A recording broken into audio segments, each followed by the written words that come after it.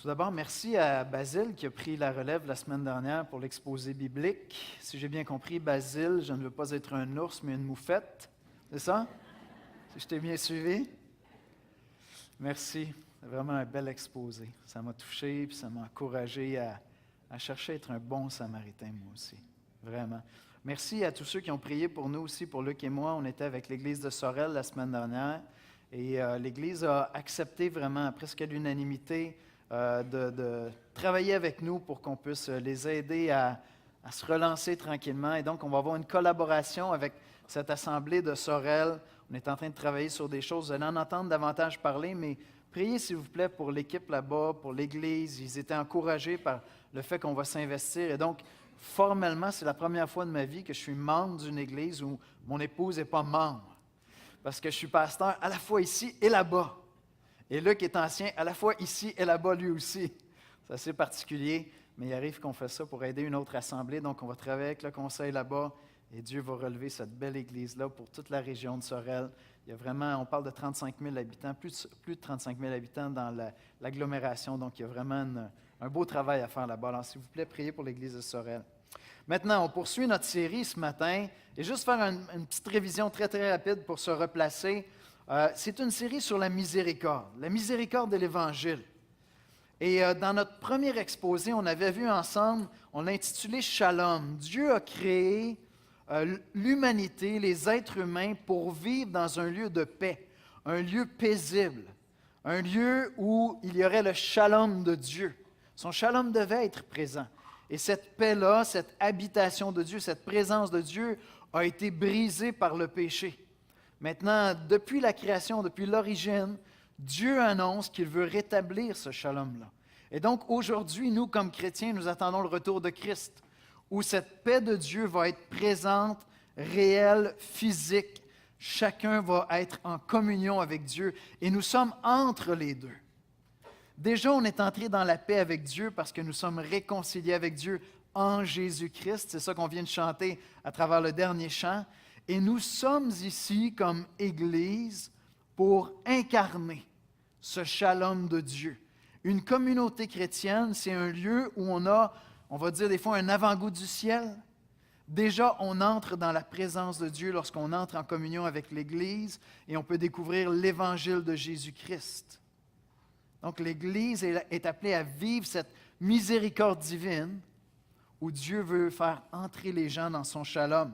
On a parlé ensuite de la justice, parce qu'évidemment, dans un monde où cette paix de Dieu n'est plus présente, l'injustice est présente.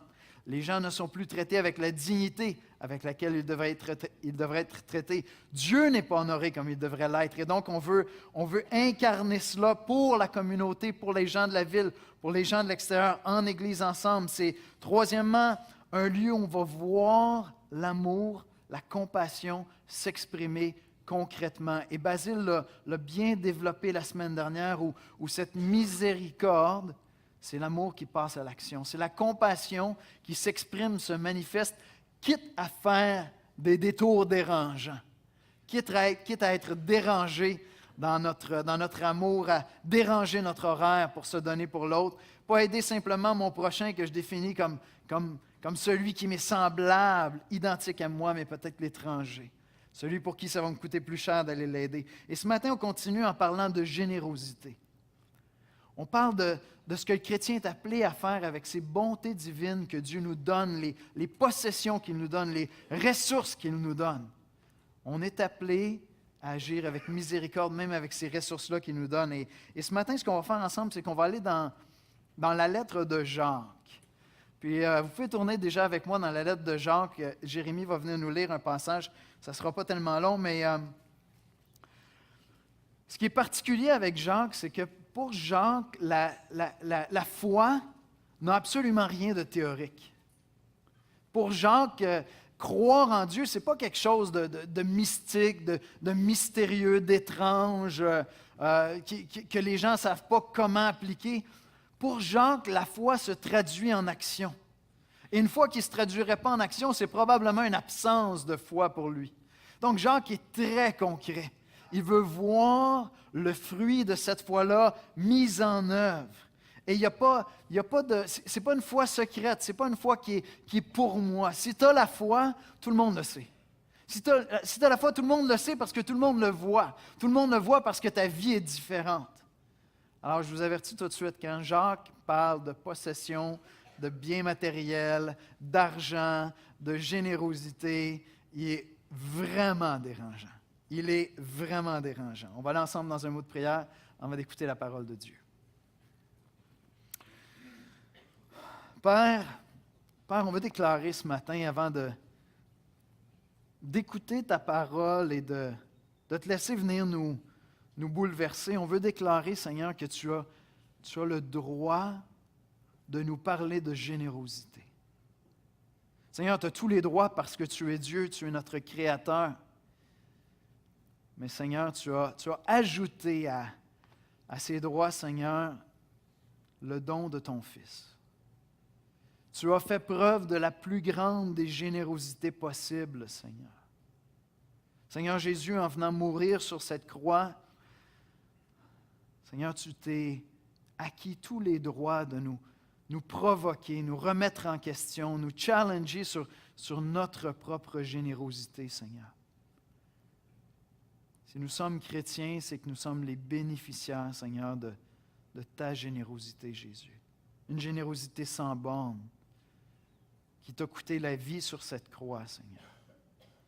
Alors, je veux te prier, Seigneur, de venir parler à nos cœurs ce matin.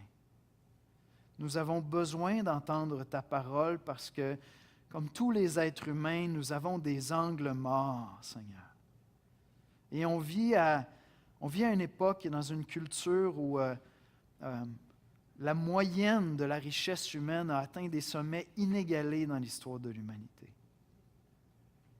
Et nous vivons dans une culture, dans une société qui est extraordinairement riche, et pourtant, possiblement qu'aucun d'entre nous ne se sent riche, Seigneur. Nous devons avoir des angles morts, c'est sûr. Viens nous parler, Seigneur. Nous t'invitons à venir nous troubler, à venir nous réconforter avec l'Évangile, à venir mettre nos cœurs au défi, Seigneur, de devenir généreux comme toi. C'est en Jésus-Christ qu'on te prie. Amen. On va écouter la parole de Dieu.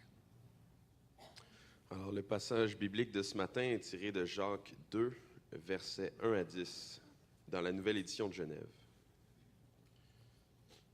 Jacques 2, versets 1 à 10, dans la Nouvelle Édition de Genève.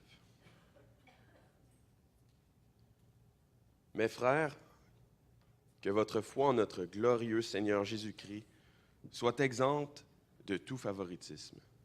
Supposez en effet qu'il entre dans votre assemblée un homme avec un anneau d'or et un habit magnifique, et qu'il y entre aussi un pauvre misérablement vêtu.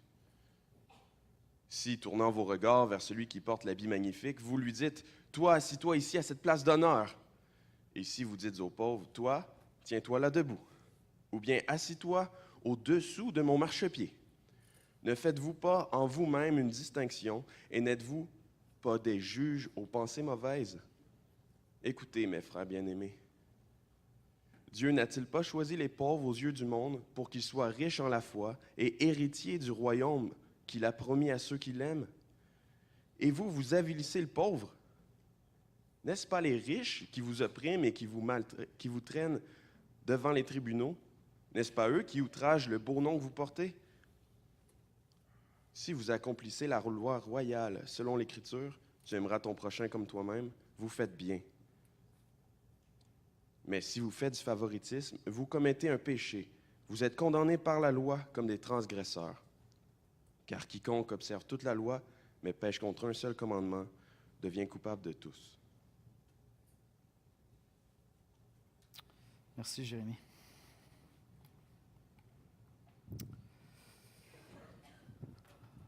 Alors, si vous êtes en visite ici ce matin, et vous dites, qu'est-ce que je fais ici? Je m'en vais dans une église, puis ils m'ont parlé de fric un matin. C'est comme la dernière affaire que tu vas entendre parler dans une église. Malaise. Parce qu'il y a des... n'est-ce pas, l'Église a été parfois associée avec des abus ou avec des situations où on parle constamment d'argent, mais vous devez savoir qu'il fut un temps où le politiquement correct ne dominait pas tout, puis on pouvait parler des vrais sujets. Charles Haddon Spurgeon, un des plus grands prédicateurs, peut-être le plus grand prédicateur du 19e siècle, a dit ceci: « Pour certains chrétiens, la dernière partie de leur personne qui en vient à être sanctifiée, c'est leur poche. » C'est assez clair? Il avait le droit de dire ça au 19e siècle. Fait qu'on va le mettre sur son dos, c'est bon? Voici ce qu'on va voir ensemble ce matin. L'argent, nos possessions, les biens matériels, mettez tout ça ensemble. C'est une expression de la bonté de Dieu envers nous. L'argent est une expression de la bonté de Dieu envers nous, et en posséder, en avoir, dit très peu sur moi en réalité. Parce que l'Évangile me conduit dans la générosité. On va voir ensemble ce que Jacques vient brasser. Jacques 2, les versets 1 à 4, je vais juste relire ça. « Mes frères, que votre foi en notre glorieux Seigneur Jésus-Christ soit exempte de tout favoritisme. Supposez en effet qu'il entre dans votre assemblée un homme avec un anneau d'or et un habit magnifique, et qu'il y entre aussi un pauvre misérablement vêtu. Si tournant vos regards vers celui qui porte l'habit magnifique, vous lui dites « Toi, assieds-toi ici à cette place d'honneur. » Et si vous dites au pauvre « Toi, tiens-toi là, debout. » Ou bien « Assieds-toi au-dessous de mon marchepied. » Ne faites-vous pas en vous-même une distinction et n'êtes-vous pas des juges aux pensées mauvaises? Avec Jacques, l'argent, les biens matériels, ce n'est pas un sujet privé. Pour Jacques, il n'y a pas de malaise. C'est un sujet qui doit être mis sur la table. Dans la vision que Jacques a du christianisme, les chrétiens devraient pouvoir parler librement entre eux, dans des petits groupes, autour d'un café, en famille, de leur manière de gérer de l'argent, de gérer les biens matériels, de la place que ça occupe dans nos vies. Est-ce que ça occupe trop de place, pas assez de place? Est-ce qu'on gère ça avec intégrité? Est-ce que l'Évangile, les valeurs de l'Évangile sont reflétées à travers notre manière de gérer nos sous? Ça devrait être des sujets aisés à discuter ensemble. Ce n'est pas du domaine privé pour Jacques, ça n'existe pas. Un domaine privé dans la foi de Jacques. Maintenant, je sais, l'Église a souvent été associée à travers les âges, parce qu'il y a des scandales, toutes sortes de choses avec des abus, même au niveau financier. Mais lorsqu'on fixe les regards là, puis qu'on s'interdit après ça d'oser parler de ça, on oublie quelque chose d'important. C'est qu'à travers tous les âges, l'Église a toujours été, dans une ville, les églises qui sont présentes, les endroits par excellence où on prenait soin des gens démunis. Si vous étudiez l'histoire de l'Église à travers 2000 ans, vous allez voir, l'Église a toujours été l'endroit où on prend soin des démunis. Et je crois que vous pouvez me suivre, vous pouvez comprendre lorsqu'on dit qu'on ne peut pas parler, on ne peut pas aller vers les démunis, aider les gens dans le besoin, sans exhorter les chrétiens à devenir généreux avec leurs biens. Donc ce matin, vous ne m'entendrez pas parler de donner à l'Église. Vous allez m'entendre parler de l'Église qui prend soin de l'Église, de l'Église qui prend soin de l'Assemblée, qui prend soin des gens de l'Assemblée, des gens plus démunis en son sein, des gens à l'extérieur, des gens que Dieu place sur notre chemin. Mais on doit en parler parce que ça parle énormément de notre foi. L'argent a une dimension morale pour Jacques. Ce n'est pas comme quelque chose d'objectif, de neutre. C'est quelque chose qui parle de nous, de notre moralité. Et ça, c'est évident pour tous, il me semble. La manière que Jean Messou parle de mes valeurs personnelles. Mes priorités financières parlent de mes valeurs personnelles. Ma générosité, ou si je suis M. Scrooge, parle de mes valeurs personnelles. Et donc, pour Jacques, ça a une valeur morale, l'argent. Et une des premières choses que Jacques va déclarer par rapport à l'argent, c'est que nos possessions matérielles ne définissent pas notre identité. Puis ça a l'air comme évident. On se dit, oh, c'est vrai, nous, on est chrétiens, c'est pas mes biens matériels qui définissent mon identité. Mais vous allez voir que ça colle pas mal plus profond qu'on pense, ça. Donc, Jacques dit au chapitre 1, versets 9 à 11, je vais me promener un peu dans la lettre de Jacques ce matin, il dit que le frère de condition humble se glorifie de son élévation et que le riche, au contraire, se glorifie de son humiliation. De quoi il parle? Écoutez la suite.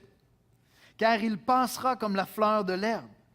Le soleil s'est levé avec sa chaleur ardente, il a desséché l'herbe, sa fleur est tombée et la beauté de son aspect a disparu. Ainsi, le riche se flétrira dans ses entreprises.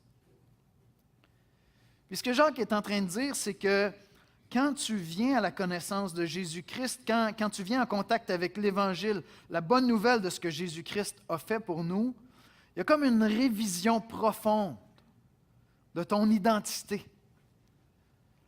Tout ce que tu définissais comme te donnant de la valeur, comme définissant ta valeur, ton identité, avant de connaître Jésus-Christ, perd son sens. Parce que lorsque tu places ta foi en Jésus-Christ, tu trouves ton identité dans le fait que tu as été aimé de Dieu. Amen? Tu as été pardonné pour tes péchés. Christ t'a aimé. Ton identité se trouve là. Tu es maintenant un enfant de Dieu. Tu fais partie de la famille de Dieu. Mais là, ça vient bouleverser notre vision des biens matériels. Ça veut dire que la personne la plus pauvre, lorsqu'elle vient à l'Évangile, devient la personne la plus riche. Sa pauvreté ne veut plus rien dire sur sa valeur personnelle, du moins aux yeux de Dieu, puis dans l'éternité. Ça ne veut plus rien dire. Et puis le riche, lui qui s'en allait dans la vie en disant, regarde, je me suis établi, j'ai travaillé fort, je me suis assuré un avenir, j'ai un standing. Pour venir à l'Évangile, pour accepter Jésus-Christ, le riche doit reconnaître que tout ça n'a aucune valeur devant Dieu. Que toutes tes richesses, ton standing, ton statut, ton pouvoir économique, n'importe quoi, tout ce qui fait que les gens se comportent autrement lorsqu'ils entrent en ta présence. Tu sais. Oh, attends un petit peu, il y a quelqu'un qui vient d'arriver. Pour venir à l'Évangile, pour comprendre ce que Jésus a fait, il va falloir que tu acceptes que devant Dieu, tout ça ne vaut rien parce que tu es un pécheur. Tu es un pécheur fini, puis tu ne pourras pas signer un chèque pour rentrer au ciel. Ça ne servira à rien. Et donc, pour un riche, de venir à l'Évangile, c'est d'être humilié. Vous me suivez? C'est d'être humilié. Parce que j'avais un standing, mais je suis obligé de renoncer à tout ça devant Dieu. Et puis Jacques va plus loin parce qu'il dit, mais lorsque tu saisis l'Évangile, tu réalises que la plus courte portion de notre vie se passe ici sur terre. Qu'en perspective de l'éternité, je veux dire, notre vie sur terre, c'est comme, je ne sais pas moi, c'est rien. C'est une milliseconde, c'est pas ça, c'est rien. Fait que tu sais, ton standing dans l'éternité, je veux dire, tu vas partir nu comme un verre, mon vieux. Le seul vêtement que tu vas avoir, c'est celui qu'on a décrit tantôt dans le chant. C'est la justice de Christ. Ça va être ton vêtement. Et donc, le pauvre et le riche vont être revêtus du même vêtement lorsqu'ils vont entrer dans l'éternité. C'est pourquoi Jacques dit, la richesse est temporaire. Ce n'est pas là qu'on va définir notre identité, notre valeur. Pour le riche, devenir chrétien, c'est humiliant. Pour le pauvre, devenir chrétien, c'est « Wow, quelle gloire incroyable! » Et Jacques nous dit que cette vérité fondamentale sur notre identité, cette nouvelle lecture des biens matériels, du standing social, ça doit sauter aux yeux quand j'arrive dans l'Église. Il y a une révolution sociale qui doit être évidente lorsque j'entre dans une Église locale. Cette disparité-là qu'on voit dans la société doit disparaître lorsque j'entre dans l'Église. Et c'est ça que Jacques est en train d'adresser au verset 9. Regardez avec moi Jacques 2, 9. Et je pense que ça, c'est le plus gros défi. Ce que Jacques adresse ici, je crois que c'est le plus gros défi dans tout ce qu'on va voir ensemble ce matin. Et je pense qu'on ne mesure pas à quel point on est imprégné de ça.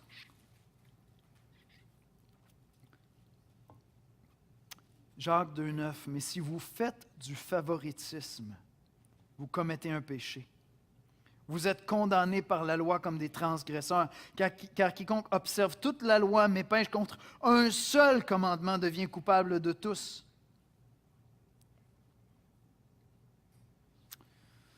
Jacques dit un peu plus loin, il va dire, à quoi ça sert que tu me dises que tu as la foi si lorsque je regarde tes œuvres, je vois une contradiction avec ta foi? Moi, je vais te montrer mes œuvres, puis tu vas en conclure que ça, c'est la vraie foi. Puis Jacques nous dit que s'il y a du favoritisme dans mon cœur, si ma manière de regarder les gens m'amène à faire preuve de favoritisme, je suis en train de pécher. Il y a quelque chose d'essentiel à l'Évangile que je néglige, qui n'est pas venu révolutionner toute ma pensée. Puis honnêtement, peut-être vous lisez ça puis vous dites, ben moi, je suis quelqu'un qui ne fait pas de favoritisme. Plus je méditais sur le passage, plus je priais, puis je disais, Seigneur, j'ai beau vouloir, c'est vraiment difficile pour moi. Laissez-moi vous faire réfléchir un petit peu. Vous souhaitez être invité à manger par qui? Par un pauvre ou par quelqu'un qui a une belle maison, qui aime la bonne bouffe, qui a un gros barbecue, puis qui risque de vous servir un gros steak? Avez-vous une préférence? Faites-vous du favoritisme? C'est difficile. Sérieux, c'est vraiment, vraiment difficile. OK, vous pensez à la conversion d'une personne. Tu sais, quelqu'un qui va devenir chrétien. Est-ce que, comme par réflexe, vous vous dites, Bill Gates se convertit, ou Brad Pitt se convertit, ou un itinérant se convertit, même impact pour le royaume. Tout à la gloire de Dieu, tout va bien.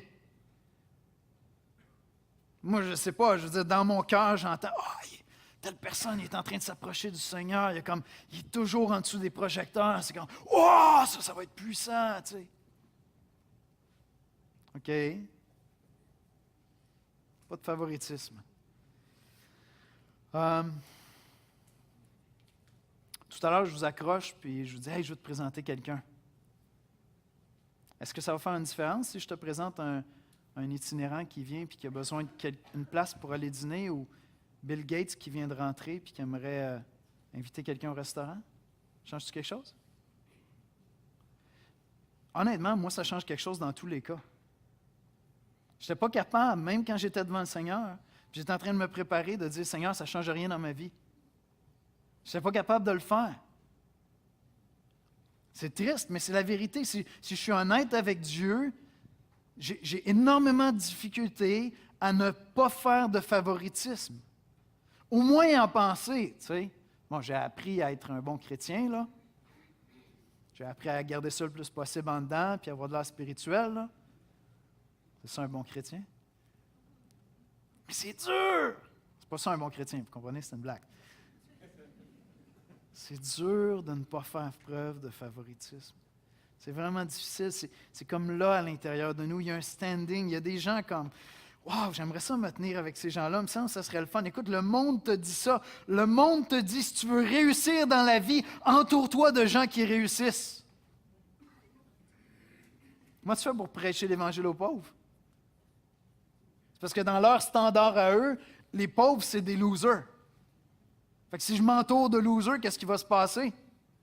Vous comprenez? Ça, c'est la pensée du monde. C'est là partout. Là. Tout le courant du self-help movement, c'est « entoure-toi de gens riches, tu vas devenir riche ». Puis l'Église, pendant 2000 ans, elle a dit « non, il faut aller vers les pauvres, il faut aller aider les pauvres, il faut avoir à cœur les pauvres, il faut leur ouvrir notre maison ». C'est tout le contraire. C'est vraiment difficile de ne pas faire preuve de favoritisme. Et l'argument que Jacques fait, c'est que tout ce qu'on a reçu, tout ce qu'on possède nous vient en définitive de la part de Dieu. Dans Jacques 1, verset 16-17, Jacques dit « Ne vous y trompez pas, mes frères bien-aimés, toute grâce excellente et tout don parfait descendent d'en haut du Père des Lumières, chez lequel il n'y a ni changement ni ombre de variation. » Je vous cite Tim Keller, puis ça définit bien, je crois, cette vérité-là.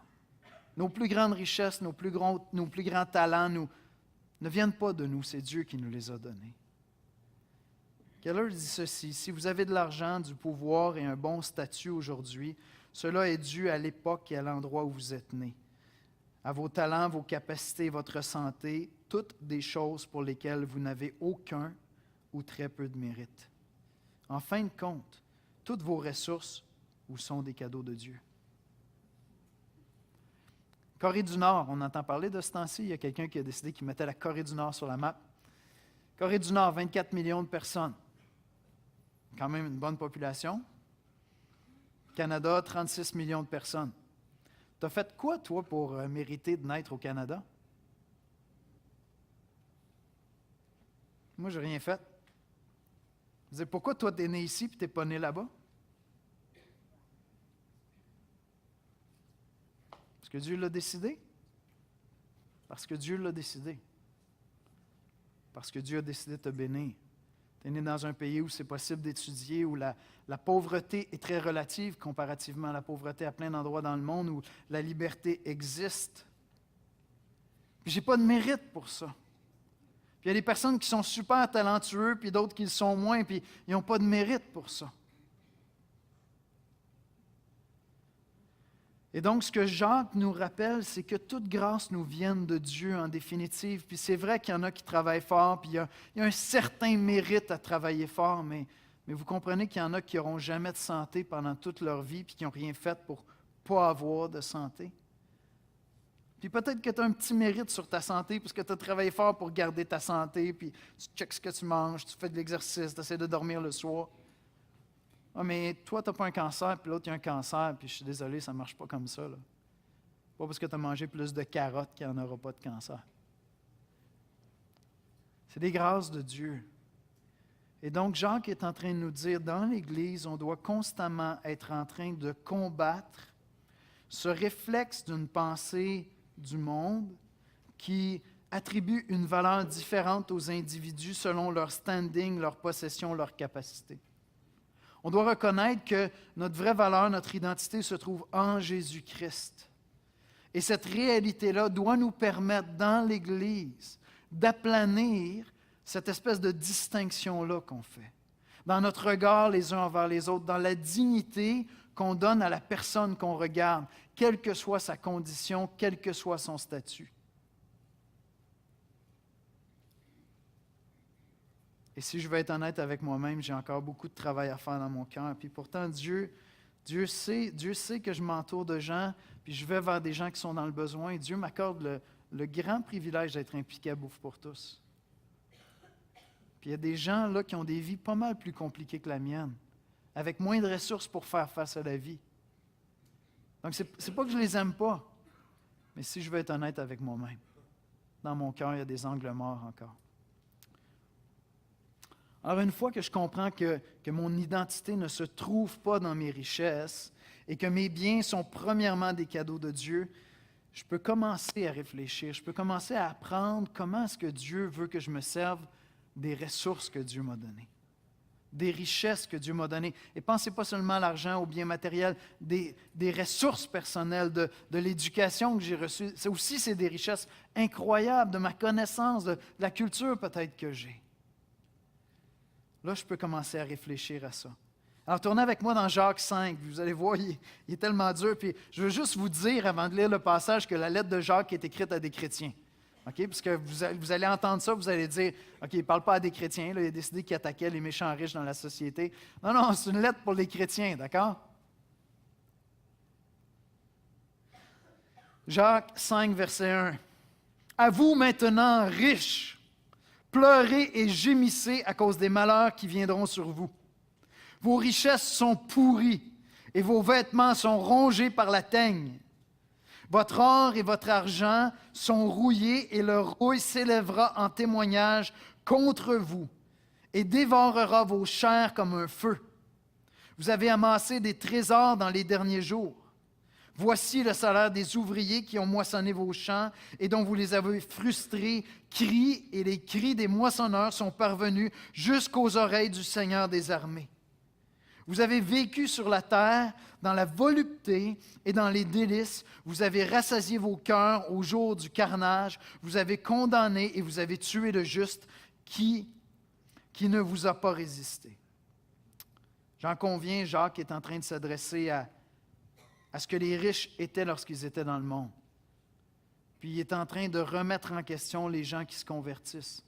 Vous devez savoir que lorsque l'Église a commencé, d'abord, la qualité de vie dans le monde ne ressemblait pas à la qualité de vie qu'on a aujourd'hui. La classe moyenne, ce n'était pas quelque chose qui existait. Et donc, les gens se convertissaient, devenaient chrétiens, puis tu avais des esclaves puis des riches qui étaient ensemble dans l'Église. C'est régulièrement adressé dans les lettres de Paul parce que ça occasionnait toutes sortes de problèmes dans l'Église. C'est ça que Jacques est en train d'adresser ici. Et donc, Jacques est en train de dire aux riches chrétiens, ne soyez pas comme des riches qui ne connaissent pas Dieu. Comprenez à quoi servent vos richesses. Puis, je comprends que lorsqu'on lit ça, on se dit, ben là, ici à l'Église, je ne pense pas qu'il y a des gens qui font des choses aussi abominables. C'est plus facile de voir les angles morts de quelqu'un d'autre que nos propres angles morts. Si je vous parle des chrétiens qui habitaient dans le sud des États-Unis avant la guerre de sécession, des esclavagistes qui n'admettaient pas des gens de couleur noire dans leurs églises de blanc, et donc tu avais une église évangélique noire avec une église évangélique blanche, les deux, c'était interdit de se côtoyer, et pourtant ils chantaient des beaux cantiques comme ça. Puis là, on regarde ça, nous autres, avec la distance physique, avec la distance de l'époque, puis on dit « Ah! Ça se peut pas! C'est une autre Bible! Ils n'ont pas la même Bible que nous! » C'est tellement facile de voir les angles morts chez les autres. Tellement difficile de voir nos angles morts. C'est pour ça que j'ai insisté au début sur cette idée de favoritisme, pour qu'on puisse aller devant le Seigneur et dire « Seigneur, remets-moi en question. » Montre-moi mes angles morts avec mes biens matériels, avec le favoritisme. Comment est-ce que je me sers de mes richesses? Comment je regarde les gens qui sont moins choyés que moi? Puis comment je les approche? Puis c'est quoi ma relation avec eux? Puis est-ce que je cherche à être en rapport avec eux, en relation avec eux? Est-ce que tu aurais le courage de mettre la question autour de la table au dîner tantôt puis de dire hey, c'est quoi nos angles morts? C'est quoi mes angles morts avec nos biens matériels? Dans ton petit groupe cette semaine, est-ce que tu aurais le courage de dire s'il y en a qui voient que j'ai des angles morts, j'aimerais ça que vous veniez me voir puis que vous me remettiez en question. Parce que si c'est des angles morts, je peux avoir beaucoup de difficultés à les voir. Dans ma manière de gérer mes ressources financières, matérielles, mon temps. Est-ce que vous aurez le courage de faire ça? Vous voulez que je vous donne un truc pour le trouver? Cherchez autour de vous la personne la plus pauvre que vous connaissez, dans l'Église ou à l'extérieur de l'Église. Allez prendre un café avec, puis demandez-lui, d'après toi, c'est quoi mes angles morts? Cette personne-là a peut-être assez de distance pour les voir, puis te remettre en question. D'après toi, dans ce que tu perçois de moi, là, en quoi est-ce que j'ai de l'air d'un riche qui n'a pas été visité par l'Évangile? Dieu pourrait vous bouleverser. Alors, quelques manières injustes de se servir de nos richesses, de nos possessions, je vais y aller très rapidement. L'accumulation. Jacques dit, vos richesses sont pourries, vos vêtements sont rongés par la teigne. Votre or et votre argent sont rouillés et leur rouille s'élèvera en témoignage contre vous. Il y a un moment où accumuler devient indécent et inutile. Et Jacques nous dit que notre manière de gérer nos biens rend témoignage de nous. Tu veux savoir c'est quoi tes angles morts? Pose-toi la question. Ta manière de gérer ton argent, ton porte-monnaie, tes biens matériels, ta voiture, tes chars, n'importe quoi, peu importe. Je ne suis pas en train de dire qu'il y a quoi que ce soit de mal là-dedans. Mais quel témoignage ça rend de toi? Parce que ça rend un témoignage. Ça rend un témoignage de toi. Quel témoignage rend de moi mes possessions, la gestion de mes biens? Par exemple, dans notre société, je pense qu'on est des acheteurs compulsifs. Vous avez juste à déménager, vous allez le remarquer, quand c'est le temps de faire les boîtes. Non? Tu t'installes 10 ans dans une maison puis tu déménages. Ceux qui passent d'une maison à un condo là, en vieillissant, là, vous savez de quoi je parle? Et tu te dis, ça n'a aucun bon sens tout ce que j'ai accumulé. As-tu vraiment besoin de tout ça? Tu sais? Évidemment, la fraude. Votre or et votre argent sont rouillés, et leur rouille s'élèvera en témoignage contre vous et dévorera vos chairs comme un feu. Vous avez amassé des trésors dans les derniers jours. Voici le salaire des ouvriers qui ont moissonné vos champs et dont vous les avez frustrés. Cris et les cris des moissonneurs sont parvenus jusqu'aux oreilles du Seigneur des armées. Jacques dit que Dieu examine si on est honnête dans notre gestion de nos ressources. Et ce n'est pas seulement un témoignage envers les autres. Ma manière de gérer mon bien, mon travail, les responsabilités financières qui sont sous moi, Dieu assiste à ça, observe ça et témoigne des injustices. Enfin, la complaisance, c'est-à-dire se complaire confortablement à juste jouir de mes richesses pour moi-même. Et il y a une place pour jouir de mes richesses. L'Ecclésiaste est vraiment clair là-dessus. Dieu ne veut pas qu'on vive tous comme des pauvres, comme Crésus. Au contraire, faites un festin. Invitez quelqu'un à le partager avec vous. Invitez quelqu'un à manger chez vous. Vous avez vécu sur la terre dans les voluptés, dans les délices. Vous avez rassasié vos cœurs au jour du carnage, Jacques 5,5. Vous avez profité au maximum et gardé pour vous-même toutes ces richesses. Mes standards sont appelés à changer radicalement quand je viens à la connaissance de Christ. Alors, qu'est-ce qui se passe si je prends ces trois péchés-là, une accumulation à l'excès, de la fraude, de la complaisance, puis que je viens simplement, brièvement les réviser avec l'Évangile, juste les passer au tamis de l'Évangile. Je vais juste vous rappeler ce beau passage dans Philippiens 2, les versets 5 à 8. « Ayez en vous les sentiments qui étaient en Jésus-Christ, qui existant en forme de Dieu, n'a point regardé son égalité avec Dieu comme une proie à arracher, mais il s'est dépouillé lui-même, en prenant une forme de serviteur, en devenant semblable aux hommes. Et il a paru comme un vrai homme. Il s'est humilié lui-même, se rendant obéissant jusqu'à la mort, même jusqu'à la mort de la croix. » Lorsque j'apprends à fixer les regards sur Christ au quotidien, puis je dis, Seigneur, j'ai besoin à tous les jours que l'Évangile vienne m'amener à revoir mes attitudes, mes comportements, mes agissements, mon système de valeurs. L'Évangile, c'est ce que toi t'as fait pour moi, Seigneur. Toi qui t'es dépouillé, toi qui t'es fait serviteur. Quand je prends le temps de considérer ce que Christ a fait pour moi, il n'y a pas de place pour une vision de l'accumulation sans fin. L'accumulation pour l'accumulation de richesses ne fait plus aucun sens quand je connais Jésus-Christ. Il y a de la place pour être sage, pour prévoir pour l'avenir, pour avoir une provision, pour planifier des choses, mais accumuler pour accumuler, quand tu connais vraiment Jésus-Christ, ça ne fait plus aucun sens, parce que tu sais que dans quelques années, c'est fini ça. Tu laisses ça en arrière puis tu entres dans l'éternité. Tu sais que ça ne dit rien sur ta valeur. Ça ne définit en rien ton statut. Et donc, accumuler pour accumuler ne fait plus aucun sens quand je connais Jésus-Christ. La fraude, évidemment. La fraude, évidemment. Mes richesses sont là pour bénir les gens. La complaisance. Juste accumuler pour moi-même puis jouir seul de mes richesses, ça ne fait plus aucun sens quand je connais l'Évangile. Je veux entrer dans la générosité de Christ.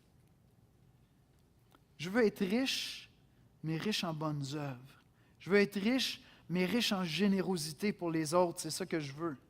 Est-ce que tes finances, ta gestion de tes biens a été sanctifiée? Est-ce que la générosité de Jésus-Christ est venue transformer ta gestion de tes richesses? Et j'aimerais ça, en terminant, vous donner quelques pistes de réflexion, d'accord?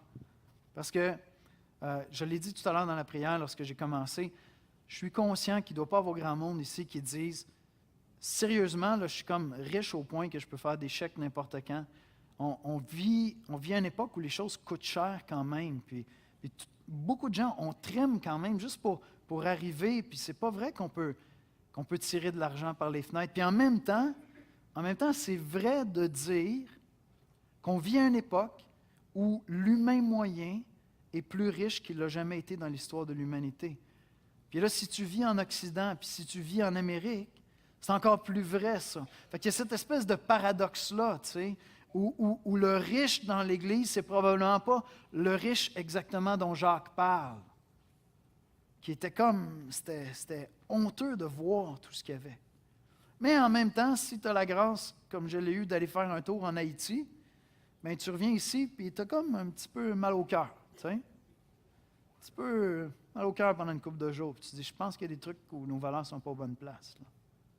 Avec le temps, avec les relations humaines, où ils sont tellement riches de ça, puis avec les biens matériels. Alors, je vais vous donner des pistes, d'accord? Parce que nos richesses, c'est notre argent. Nos richesses, c'est notre possession. Nos possessions, notre maison, nos voitures. Nos richesses, c'est notre éducation, c'est notre instruction. Dans une église comme la nôtre, partager vos richesses, ça peut vouloir dire des fois des choses toutes simples. Si tu es un immigrant et que tu arrives ici, tu as besoin qu'il y ait des gens qui prennent du temps avec toi pour te faire connaître toutes les ressources. Puis peut-être que ta plus grande richesse que tu as à partager, c'est du temps. Quand tu arrives ici, tu as besoin d'établir toutes tes relations. Tu pars à zéro. Puis peut-être que c'est ça la richesse que tu as apportée. Quand tu commences à aller aider des gens qui vivent dans la pauvreté, tu découvres assez vite que ce n'est pas simplement la pauvreté financière qui est problématique. C'est que ces gens-là, souvent, ont une pauvreté juste dans l'organisation de leur vie. Leur vie est compliquée. Ils reviennent de loin. Ça va prendre du temps, ça. Juste d'avoir quelqu'un qui s'assoit pour faire un budget, juste d'avoir quelqu'un qui t'encourage quand tu retombes pour la 8e fois. Tu rechutes, puis tu as besoin de quelqu'un à côté de toi. Puis tu possèdes cette richesse-là. Puis dans l'Église, il y a des gens qui arrivent, puis ils sont hypothéqués par la vie. Pas juste financièrement, ils sont hypothéqués. Puis tu as du temps, puis tu as de la connaissance, puis tu as de l'expérience. Puis tu pourrais faire de l'espace pour prendre du temps avec eux, pour les inviter chez toi, pour les inviter à manger. Tu as une maison. Puis tu peux juste inviter. Vous ne pouvez pas imaginer à quel point c'est une grâce pour quelqu'un qui vit dans l'isolement, dans sa pauvreté à tous les jours, ce qu'il voit, c'est des problèmes, puis comment je vais m'en sortir, puis il est obsédé par ces problèmes. Puis d'avoir quelqu'un qui va simplement venir et qui va dire, viens manger chez nous. Viens manger chez nous. Viens, je vais te traiter là comme une personne qui est digne d'être traitée comme telle. Viens manger, viens prendre du temps chez moi. Je ne peux pas régler tous tes problèmes, je n'ai pas toutes les ressources pour toi, mais je peux t'accueillir chez moi. Puis te redonner cette dignité-là. On est impliqué avec des gens à la Bouffe pour tous, puis honnêtement, sincèrement, je pense que la plus grande richesse qu'on leur apporte, c'est d'être là pour eux puis de les aimer. Puis ça arrive régulièrement lorsqu'on commence à être présent dans la vie de certaines personnes qu'il y a des doutes qui sont émis. Les gens attendent le moment où on ne retournera pas l'appel. Ils attendent le moment où on ne sera plus là. Je suis sérieux, là, j'ai des images et des gens en tête. Ils attendent le moment où on va les abandonner. Puis c'est pas qu'on est parfait et on n'abandonne jamais personne, Dieu sait. Même dans l'Église, peut-être que vous avez été abandonné dans l'Église, on vous a négligé. Mais on a beaucoup de richesses à partager. Et nos richesses sont multiples. Et Dieu nous appelle à être généreux. Et comme Basile nous le rappelait bien la semaine dernière, il y a un coût à ça. Si ma générosité ne me coûte pas quelque chose, ce n'est pas de la générosité, c'est que je partage mes restants de table. Ouf, on va le perdre. On en a trop cette semaine. Veux-tu? Ça va finir aux poubelles. Ce n'est pas de la générosité, ça. C'est juste ta conscience qui dit de ne pas le mettre au vidange. Ce n'est pas de ça que je parle. C.S. Lewis dit ceci. Si notre charité ne nous fait pas un peu souffrir, ne nous coûte pas grand-chose, je dirais qu'elle est trop petite. Il devrait y avoir des projets que nous aimerions réaliser, mais qui seront empêchés par notre générosité.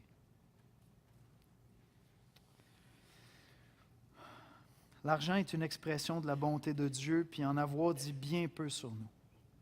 L'Évangile nous enseigne la générosité. Et dans l'Église, on devrait savoir que notre valeur, notre identité ne repose pas dans les richesses. Cette semaine, dans la dernière semaine, il y a eu 2 drames. Je ne sais pas si vous avez attrapé dans les médias, mais il y a 2 personnes qui avaient tout le succès aux yeux du monde. Kate Spade, qui a réussi dans le domaine de la mode, une dame extrêmement riche, un grand succès. Anthony Bourdain, un animateur canadien, un homme raffiné, un homme de culture, un homme instruit, extrêmement populaire. Ces 2 personnes-là se sont enlevées la vie. Ces 2 personnes-là se sont enlevées la vie. Il avait beau avoir les richesses, avoir le standing, il y avait quelque chose profondément en eux qui leur manquait dans leur identité. Et c'est cette grâce de savoir que Dieu m'aime en Jésus-Christ. Et dans l'Église, on doit être là pour combattre tout favoritisme, puis au contraire, s'accueillir les uns les autres, puis être généreux, puis prendre soin, puis redonner la dignité à chaque être humain. Amen? Et l'Église doit être ça, les amis. Puis cette semaine, je priais, puis je disais au Seigneur, je vois tellement de générosité dans cette Église-ci. Je pourrais m'asseoir avec vous, puis vous en raconter, puis vous en raconter, puis vous en raconter. Je suis témoin de tellement de générosité. Mais peut-être qu'il y a encore des angles morts où le Seigneur veut nous faire grandir, puis il veut nous travailler. On va prier ensemble. Seigneur Jésus, on veut t'adorer, on veut te célébrer. Parce que tu as quitté la gloire auprès de ton Père et tu t'es humilié. Tu as été généreux. D'une générosité qui t'a coûté extraordinairement cher. Et Seigneur, on a certainement des angles morts alors qu'on est en train de faire cette série sur la miséricorde.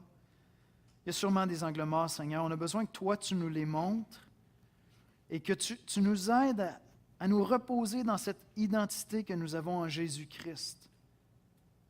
Seigneur, on te confesse qu'on est humain, puis il y a des gens qui sont plus propres, plus beaux, il me semble, plus agréables. On est attiré par ces gens-là, Seigneur, alors qu'en réalité, tu veux qu'on soit attiré par celui qui a besoin de notre aide, comme le bon Samaritain.